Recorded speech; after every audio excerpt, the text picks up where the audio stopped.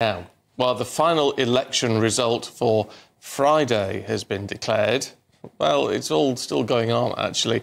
Today is going to be another busy day. 7 mayoral contests. The results of those should be announced today. Well, the Prime Minister, Rishi Sunak, has said the Conservatives have everything to fight for as his party celebrate an unexpected win in Tees Valley. Despite that, the Conservatives predicted to lose as many as half of its councillors up for re-election once all the results have been declared. Well, joining us now is Deputy Leader of Reform UK, Ben Habib. Good to see you this morning, Ben. What is your assessment of what we've seen so far?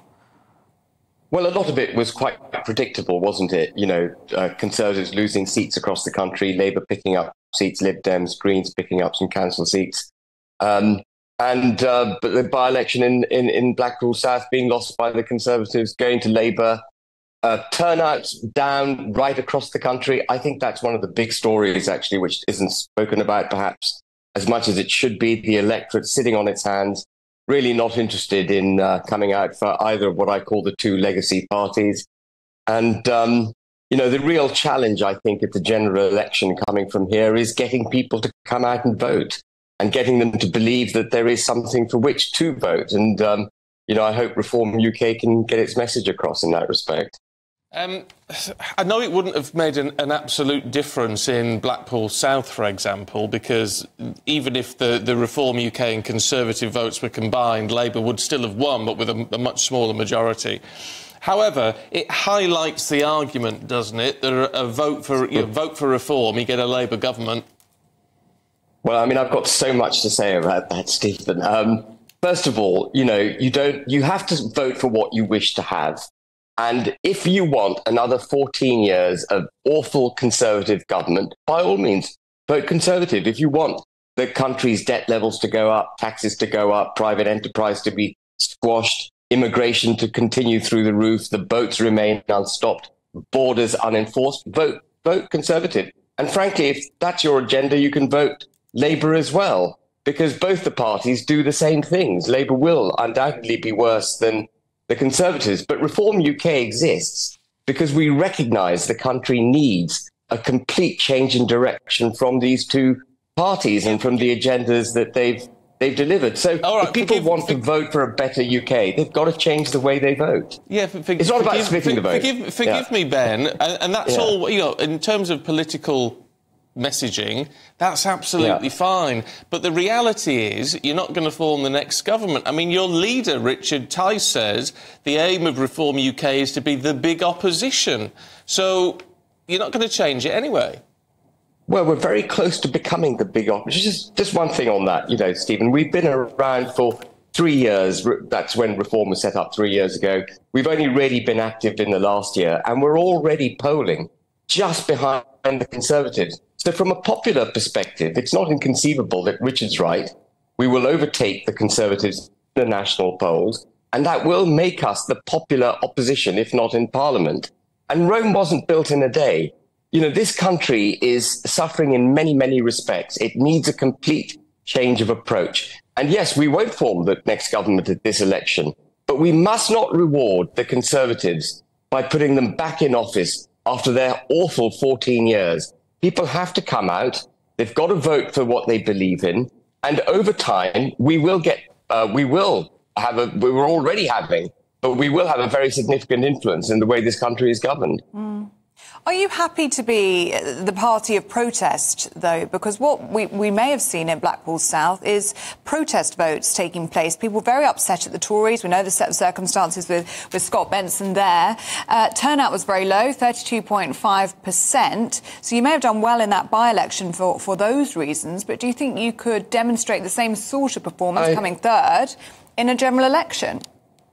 I don't think we're the party for protest. And I don't think what you're seeing from the electorate is a general protest other than a complete loss of confidence in the two legacy parties, which, as I said in my earlier comments, you know, is exemplified by the low turnout.